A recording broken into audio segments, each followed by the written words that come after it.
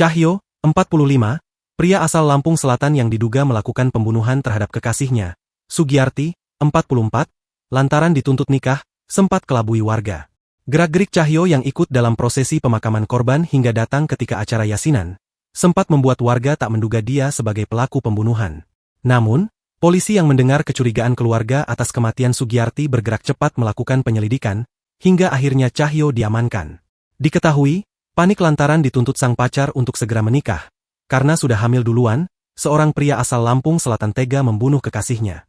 Tak tanggung-tanggung, pria bernama Cahyo itu tega menganiaya kekasihnya, Sugiyarti hingga meninggal dunia menggunakan kapak. Hebatnya, insiden pembunuhan tersebut sempat tak tercium warga sekitar. Bahkan, tingkah laku Cahyo seolah tak terjadi apa-apa. Kasus pembunuhan tersebut terjadi tepatnya di Dusun Kalirejo, Desa Jatibaru Kecamatan Tanjung Bintang, Lampung Selatan pada Rabu, 18 Desember 2024, sekira pukul 14 waktu Indonesia Barat. Sugiyarti ditemukan meninggal dunia di dekat tangga rumah kontrakannya. Awalnya Sugiyarti dikira meninggal karena jatuh dari tangga sehingga dilakukan pemakaman seperti pada umumnya.